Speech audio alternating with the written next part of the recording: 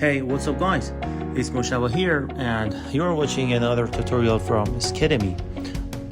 I'm back with a super cool video, so make sure you stick with me till the end.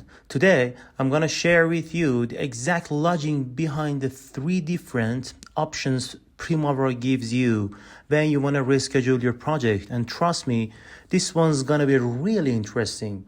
So to help you actually see the differences, I ran the same project through all three scheduling logics. First, I use a written logic, as you can see here. It means during rescheduling, I enable the written logic option, and then I switched to progress override, and finally I activated actual dates and scheduled the project again. Now let's walk through the differences together. Pay close attention.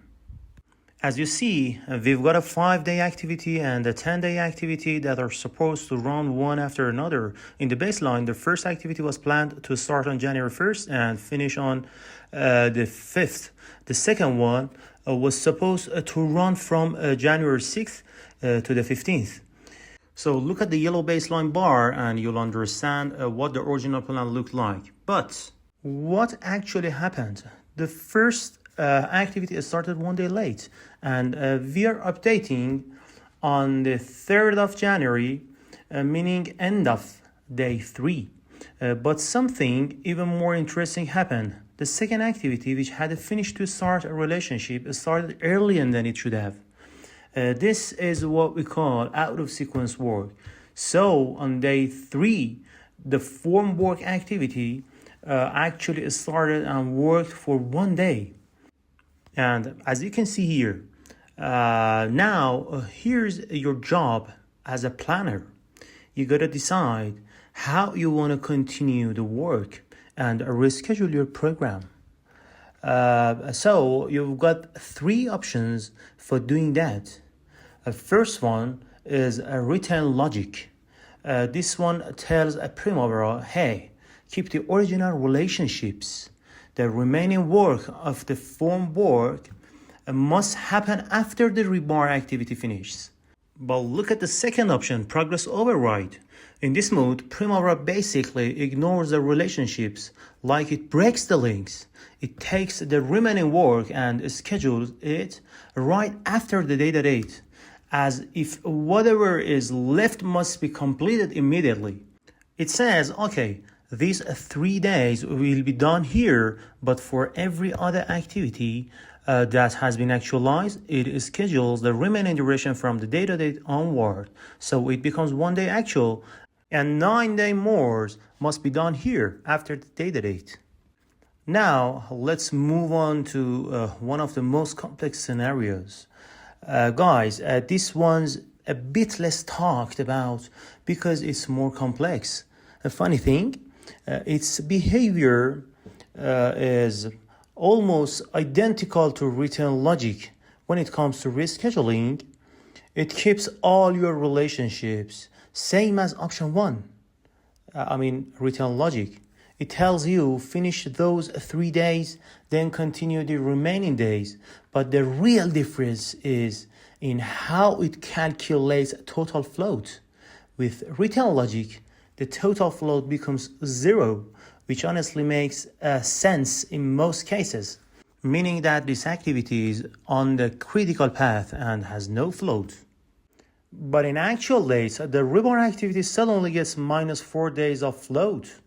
Why? It's reminding us that based on real events, since phone work started early, the rebar should have finished 4 days earlier. It means the logic is exactly the same as the written logic method, except for the float calculations, like late start and late finish, which are the calculations hidden behind the logic. So I made an Excel sheet to show you the logic. On the right side, you can see Primavera's own calculations, and the yellow columns are the ones I calculated manually. I listed the forward pass and backward pass formula, so you can see Primavera uses the exact same logic.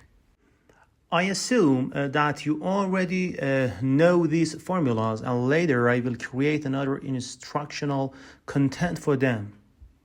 Now, when you check the actual date box and then a reschedule, notice that the late finish is calculated differently compared to the first case.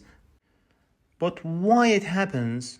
Actual dates tells Primavera, hey, the late finish of the predecessor should be equal to the actual start of the successor minus 1.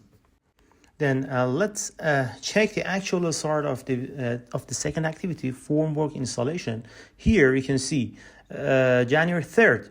And then when you put it in this formula, actual start minus 1, it becomes January 2nd.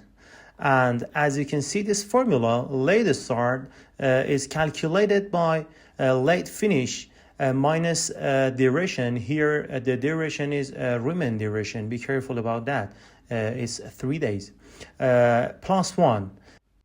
And then the late start is calculated by this formula, and it became December 31.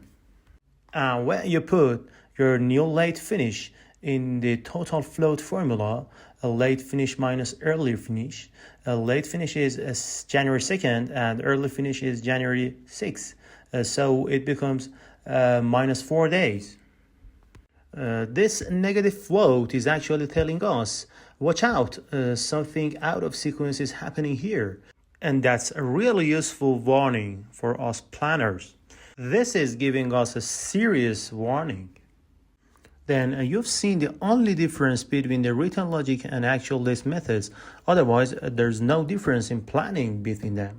Just the float calculations that create the difference between them.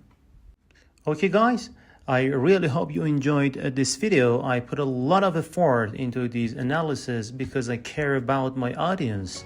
You guys are professionals and your time is valuable, and I respect that. If you need any help or consulting in planning or project management, feel free to reach out. Take care guys, and I'll see you in the next video. Bye.